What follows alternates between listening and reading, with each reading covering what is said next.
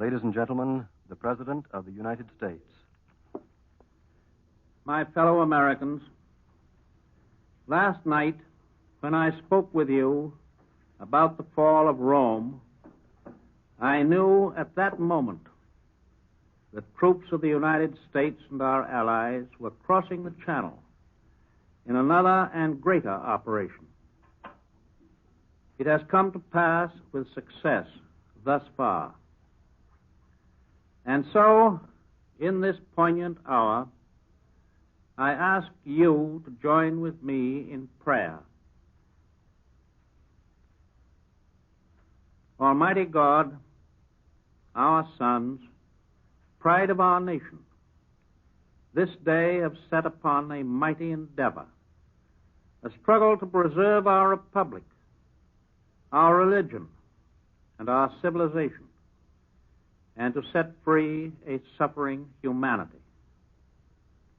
Lead them straight and true. Give strength to their arms, stoutness to their hearts, steadfastness in their faith. They will need thy blessings. Their road will be long and hard. For the enemy is strong. He may hurl back our forces. Success may not come with rushing speed, but we shall return again and again. And we know that by thy grace and by the righteousness of our cause, our sons will triumph. They will be sore tried by night and by day, without rest, until the victory is won. The darkness will be rent by noise and flame. Men's souls will be shaken with the violences of war. For these men are lately drawn from the ways of peace. They fight not for the lust of conquest. They fight to end conquest.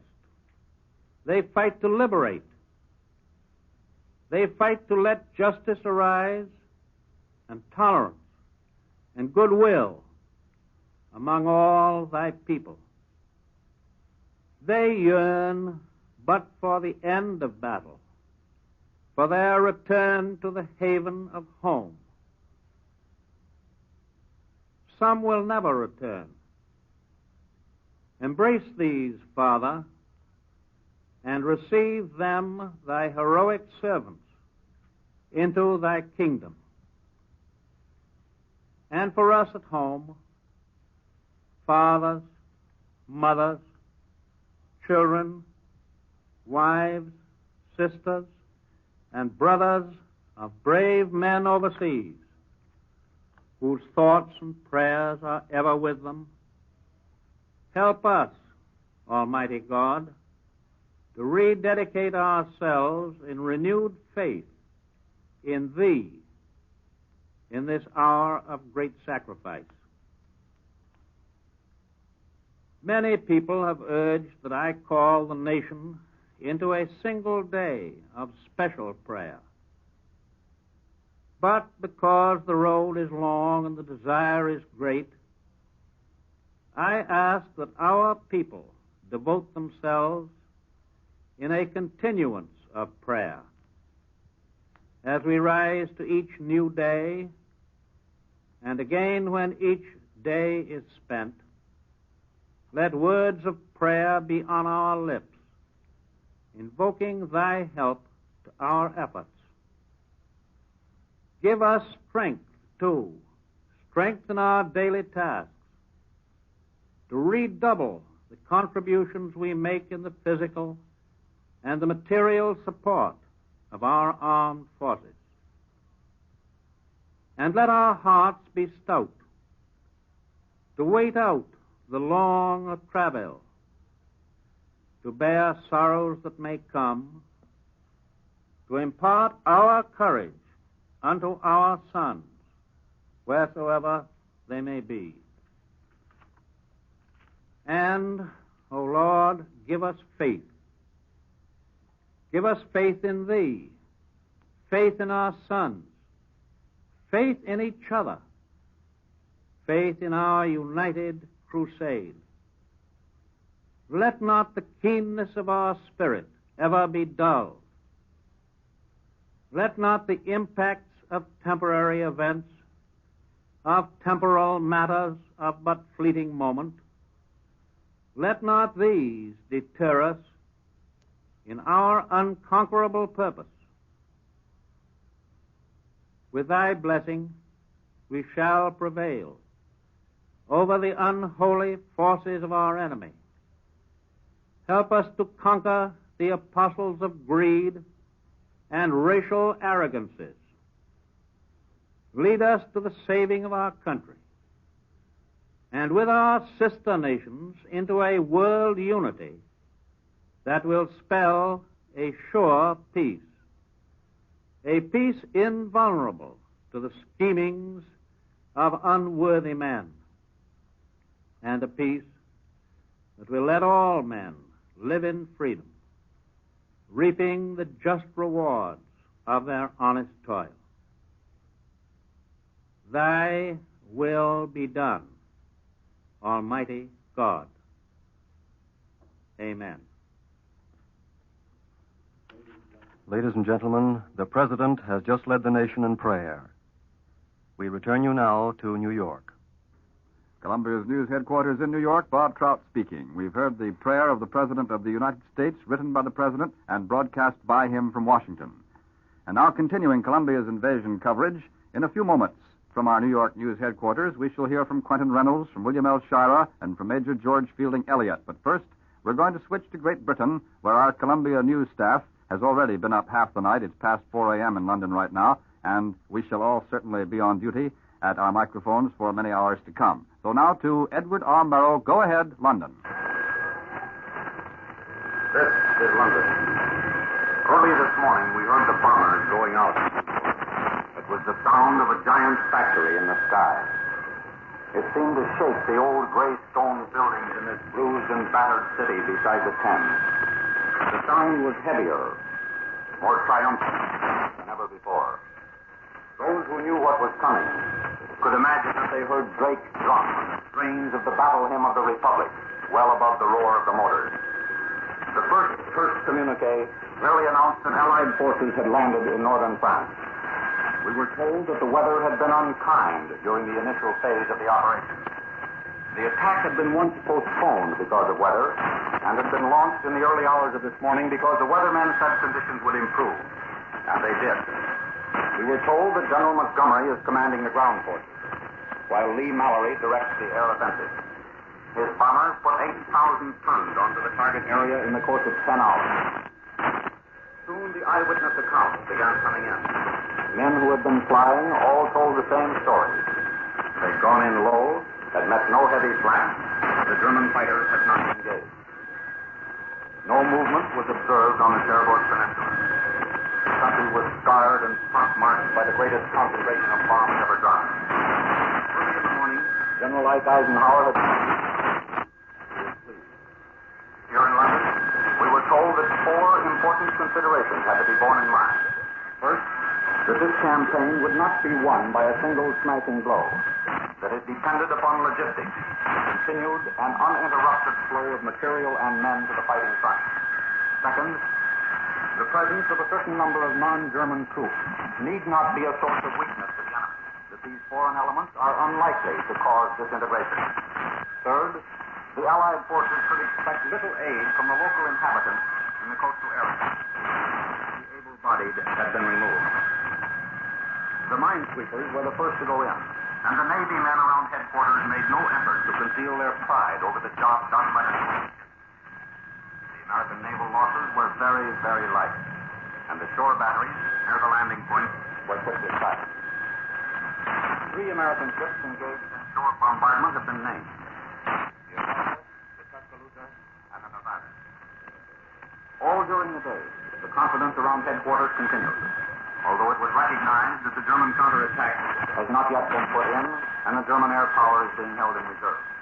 Here in London, the steadiness of the civilian population is one of the most remarkable things I've ever seen. Expressions didn't seem to change. People went about their business calmly. There was no excitement.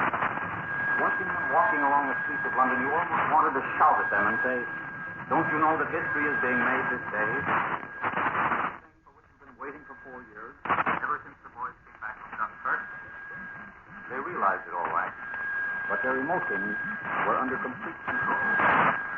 For weeks and months, the long lines of khaki-colored transports had been writhing down to the coast. Everyone, including the enemy, knew what was coming.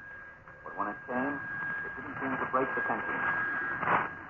4 years of war had taught these people that hard work and steadiness are more important than easy optimism and exultation. There seems to be an unspoken acknowledgement that this is only the beginning of a costly and difficult operation. It has been a brilliant beginning. The airborne operation was eminently successful. Mr. Churchill, who is not given to easy optimism, made a hopeful and encouraging speech to the House of Commons. The difficulties which appeared at this time last night as formidable are behind us. He said that the operation is proceeding in a thoroughly satisfactory manner. It was a day of many speeches. Marshal Pétain issued a proclamation urging the French people to stay put and carry on with their normal jobs. General de Gaulle made a broadcast to France asking all Frenchmen to fight the Germans wherever and whenever they can. He told them to sabotage and destroy the German defenses, avoid German mobilize assistance to the Allied armies. He called upon Frenchmen to obey the orders of the French government, by which he meant the Committee of National Liberation in Algiers. It has not yet occupied sufficient French territory to make its political administration an urgent problem. But General de Gaulle has clearly indicated that he expects the National Committee to handle the civil administration of the liberated territory. A few hours ago, Britain's king spoke to the world. He concluded with these words: if from every place of work, factories, from men and women of all ages and many races and occupations, our intercessions rise, then, please God, both now and in a future not remote, the predictions of an ancient psalm may be fulfilled. The Lord will give strength unto his people. The Lord will give his people the blessing of peace. But tonight, hope is of war and not of peace. The latest reports indicate that the situation is satisfactory, but the weather is worsening. A strong wind is blowing across the channel, and sizable waves are hitting the beaches. That will increase our problems of supply. But there is nothing to indicate that the weather is to the point where the execution of the plan is in danger. The last communique issued in London gave us no information regarding the progress of the land fighting. But the only thing that can be said officially is that the operation is on schedule, and that the airborne landings were successful, and that the initial landings went according to schedule. But all during the day, the Allied air umbrellas provided effective protection. Naval casualties have been light, especially when the magnitude of the operation is taken into account. During the hours of daylight, the German Air Force avoided combat. We have no information concerning air actions since dusk today. Admiral Ramsey, who commands the Allied Navy, said today, we have broken the strut and started off on the right foot. It is Admiral Ramsey's opinion that the Navy has made possible a land battle, but that there is still a long way to go before it is possible for the battle to be won. The Germans have been fishing for information all day, and the Allied command has been withholding it.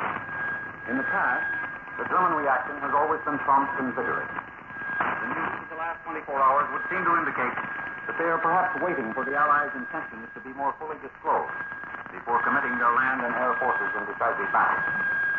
The Germans must not only try to anticipate our next move, they must think constantly of the coming Russian offensive. During the early phase of every operation, there is an absence of detailed information, as both sides try to conceal their movements and intensity. That's what's happening tonight. The island who landed with the assault troops have not yet reached London. But a careful survey of every report by air and naval observers reveals a strong note of surprise and amazement at the absence of the Luftwaffe in the German Navy. Tonight, a great race against time must be in progress. We are attempting to consolidate our position to withstand the inevitable German counterattack, while the Germans are attempting to regroup their forces and prepare to strike before we are well established. That appears to be the position at the moment. When there is more news, we shall hope to bring it to you. I return you now to CBS. That was Columbia's correspondent, Edward R. Merrill, summing up the situation as it looks from England at the moment. We regret that the circuit from London was not very clear. We trust that you were able to hear most of what Mr. Merrill had to say. Last night, during our all-night session here at these microphones, we were fortunate enough to have good quality from London, and we trust that the circuits will be clear after a bit so that we can continue to bring you reports, eyewitness descriptions of the correspondents from Britain as the correspondents return from the operations. And now we're back at Columbia's news headquarters in New York. We've been told, of course, that General Montgomery is leading the Allied ground troops who have started the liberation of northern France.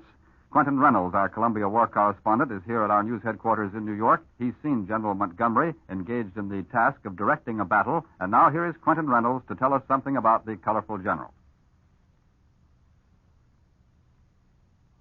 It seems fitting that we follow the prayer offered by our president just 10 minutes ago with a few words about the man who is leading our troops tonight, because he, too, has an amazing spiritual quality you don't often find in a successful general. I refer, of course, to General Sir Bernard Law Montgomery, leader of all Allied ground forces. Montgomery is a colorful, almost a legendary figure, but his voice is little known. Only a few moments ago, BBC carried a broadcast by General Montgomery, which we bring you now. I want every soldier to know that I have complete confidence in the successful outcome of the operations that we are now about to begin. With stout hearts and with enthusiasm for the contest, let us go forward to victory. Let me tell you something about this man whose voice you have just heard. The man who was called Monty by your son. I know him very well, and I'm sure you'd like to know him, too. Monty, I said, has a tremendous spiritual quality about him.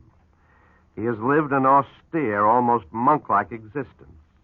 And strangely enough, the one thing he hates above all else is bloodshed. Late last September, the Fifth Army had established itself on the beaches of Salerno and was off on the road to Rome. I was with General Montgomery then, and I asked him how long it would be before we took Rome. What do the troops think about that? He asked me. Oh, they're fairly optimistic, I told General Montgomery. They think they'll be in Rome within 3 weeks or so. Montgomery laughed, and then he said seriously, if the winter isn't too severe, if we don't have too much rain, and if we have good luck, I expect we'll be in Rome sometime in the late spring. At the time, I thought that Montgomery was fooling. I thought he was merely indulging in his well-known sense of the dramatic. But 2 days ago, when our troops did enter Rome, I recalled his words. Monty had been right once more. This magnificent general who was leading our ground forces in the invasion has a habit of being right. I have never seen a general who was venerated by his men, as is the little man in the black beret. His officers sometimes resent the way he treats them. He insists upon them being in perfect physical condition, and he has been known to immediately transfer or demote officers who couldn't stand the strain of a forced 20-mile march. His discipline is rigid, even in the desert. But his men will do anything he asks because they know one thing.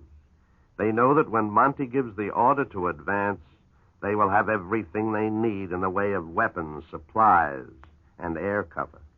Monty, who has a reputation as a daring, dashing, slashing sort of a general, is, on the contrary, the most careful of men.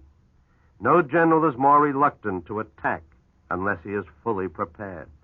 No general is less willing to take unnecessary chances. His men of the Eighth Army, and now the American and Canadian troops who fight side by side with the British, know this. They know, too, that in any army headed by Montgomery, there will be no unnecessary casualties. Monty does not believe that men are expendable. He would rather lose 100 tanks or guns than one man. That is why the men who fight under him tonight fight with such perfect confidence. Outwardly cold, calculating, intense, Monty is human underneath his hard-bitten exterior, and his men know that. He can't fool them. They know that when they serve under him, their lives will not be wasted. Today, that should be a comfort to thousands of American parents who quite naturally look toward the coming days with anxiety. If your son serves under Montgomery, he serves under the greatest tactical general in the world, and he serves under a man who is vitally concerned with the welfare and the safety of every one of his men. Yes, Monty is human after all. I remember when I left him that bright September afternoon in Italy. He wore his shirt open at the neck, and he wore his tan shorts, and his black beret was perched jauntily on his head. He's very proud of that black beret. I was just about to drive away when he stopped me, and he asked almost shyly. He said, "By the way, I've heard a report that the girls in New York are wearing hats copied after my beret. Is that true?" I told him I didn't know. But if he performs a military miracle we all think he is capable of performing, if he beats Rommel on the continent for the third time, I think the girls of our country might well honor him by copying his impudent, defiant, jaunty black beret. That was Quentin Reynolds. Now, here at Columbia's News headquarters in New York is William L. Shara, who has a few words for us about German propaganda, a subject to which we should pay particular attention at this point, and also a few words about the German commanders the Allied troops are now facing. Here's Mr. Shara.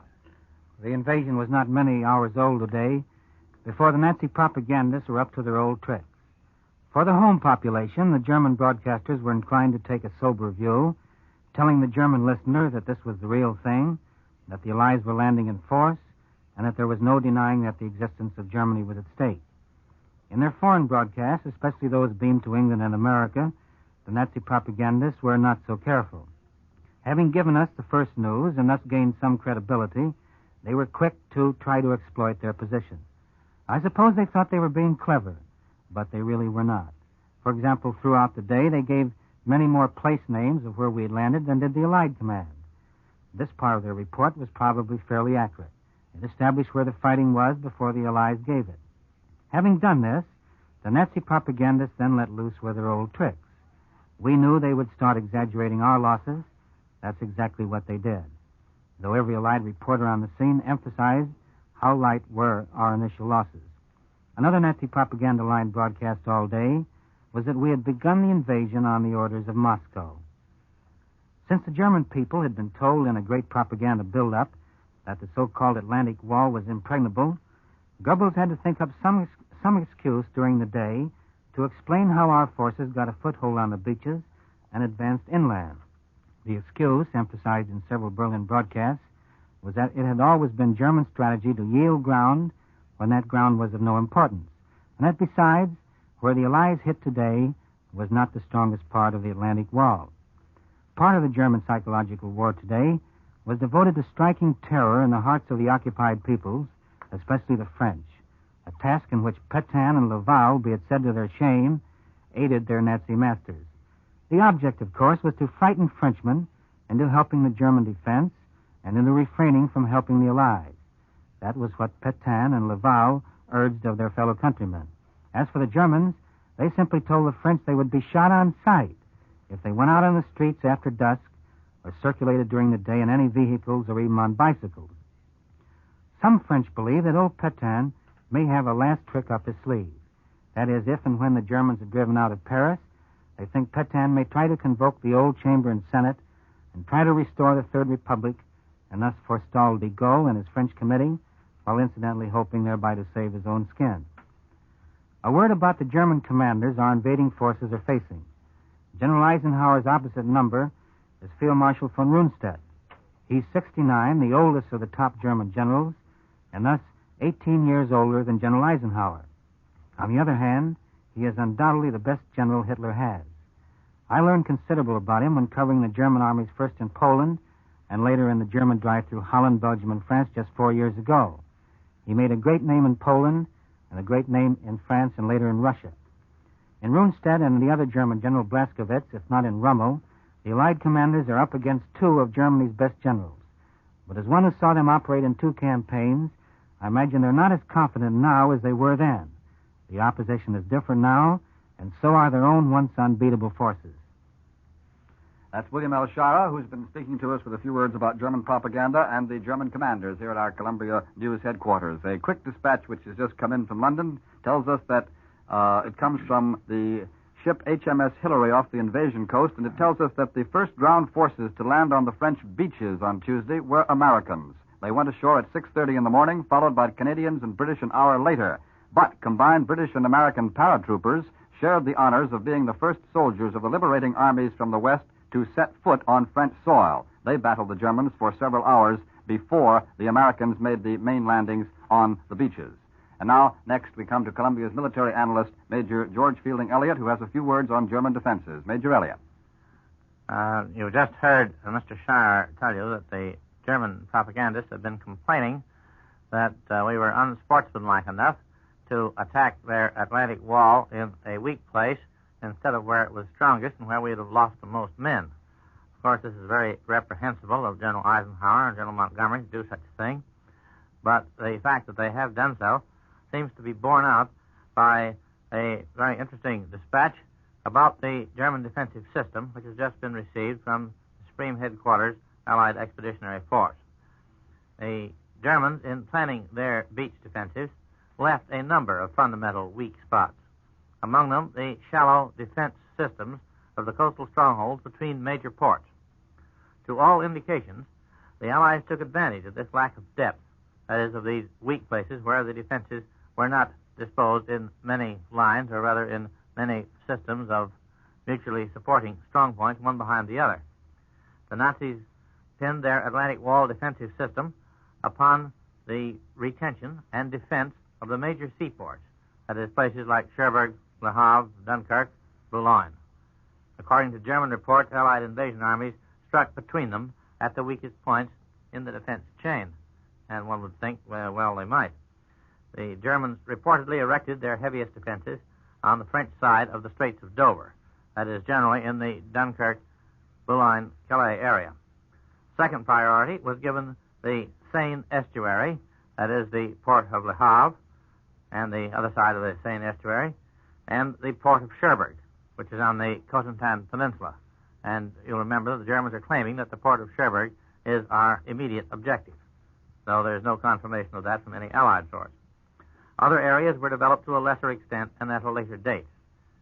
Well, it's between the mouth of the Seine, Le Havre, and Cherbourg on the Cotentin Peninsula that Allied armies are now reported as trying to break through, or as having broken through, the initial German front. In these low-priority areas, defenses are manned by German infantry and their supporting weapons, and their supporting weapons consist primarily of a chain of strong points sited to cover beaches and extending along the coast at intervals averaging about 1,000 yards, but they lack adequate depth.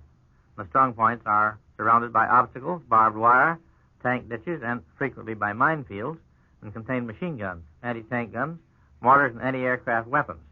But they're usually garrisoned only by comparatively small forces, anything up to a rifle company of infantry, and the depth is not very great. That is, there are not 3 or 4 or 5 or 6 lines of these things, one behind another, but just 1 or 2 thin lines, and when that's broken through, the line is broken. That was Major George Fielding Elliott, Columbia's military analyst. At this point, it's a bit difficult to predict just what we're going to do tonight. We are going to remain on duty at our microphones, of course, at Columbia's news headquarters in New York. We remind you merely once again to stay tuned to this Columbia station, and we shall bring you the authentic news as soon as we receive it here. Bob Trout speaking. This is CBS, the Columbia Broadcasting System.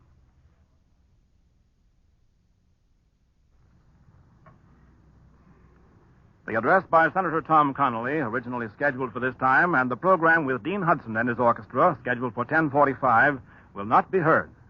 At this time, Columbia brings you a broadcast by the United States Navy Band. We will interrupt this program to bring you any late news developments.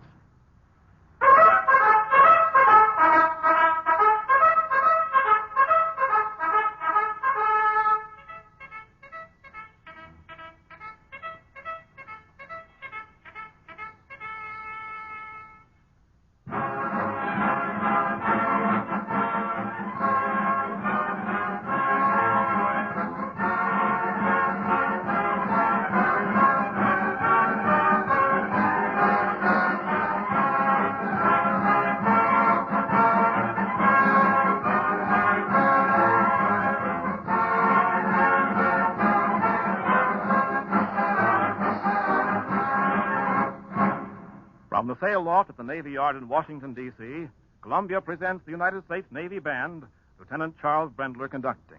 And our program opens with Lucien Caillet's Victory Fanfare.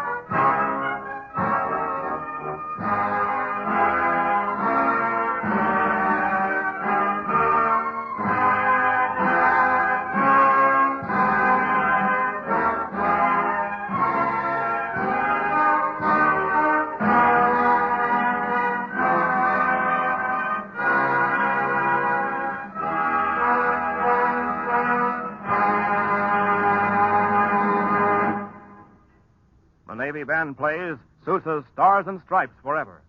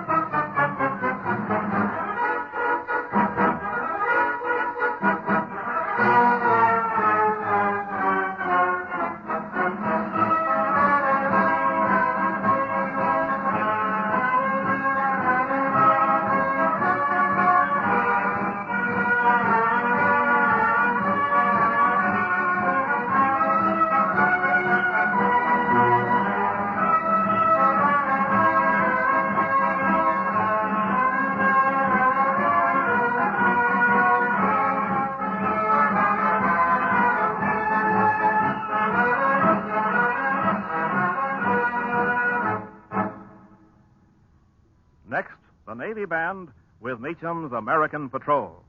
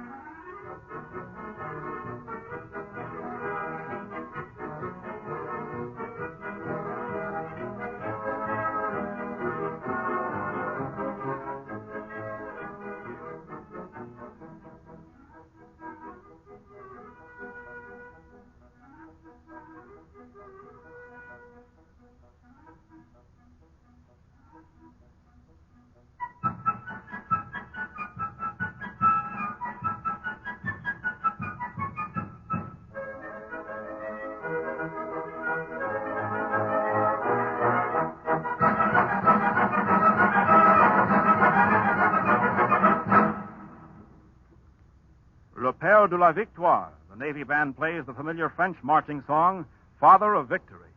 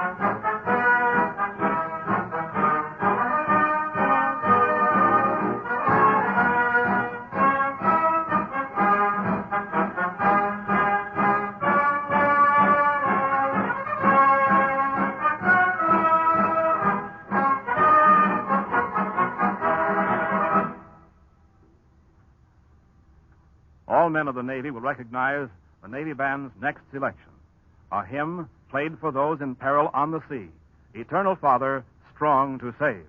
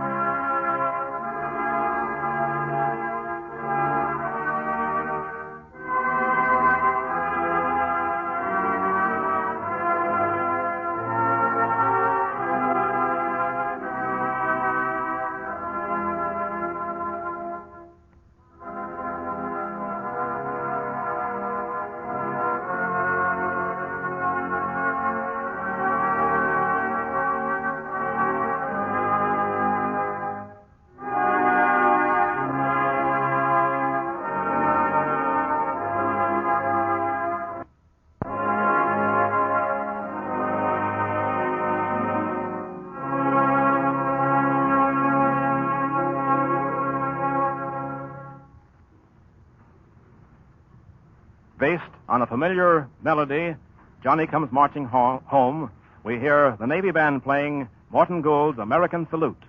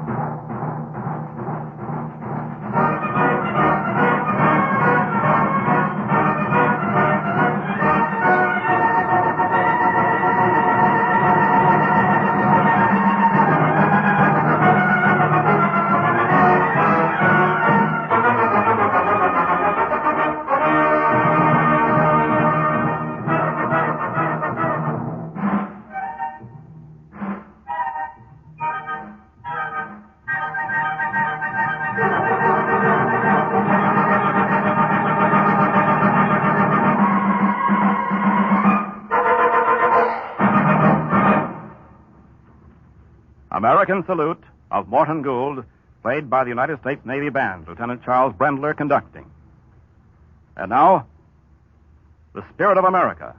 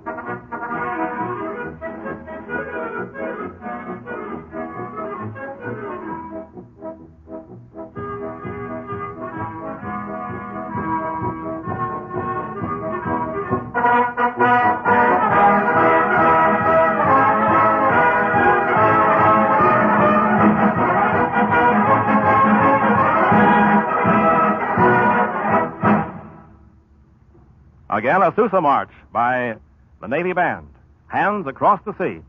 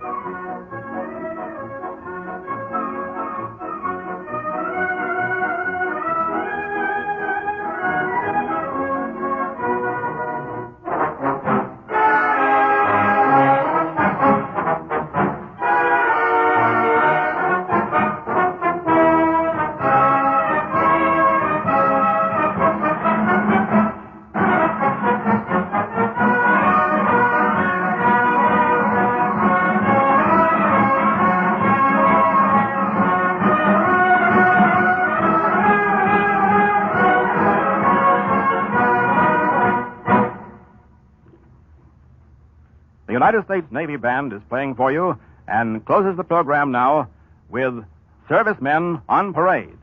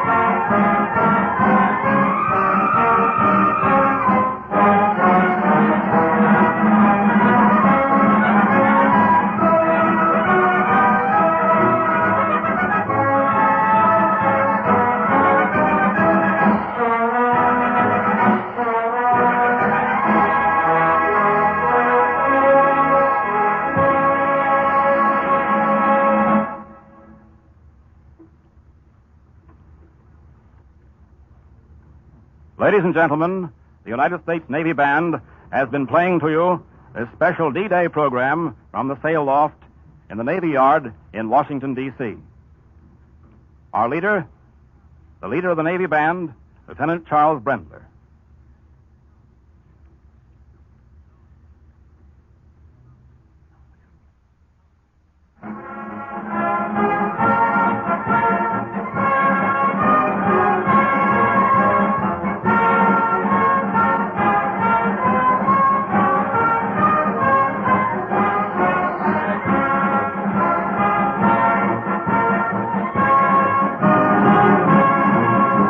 Has brought you this special Navy Band program from the sail loft of the Navy Yard in Washington, D.C.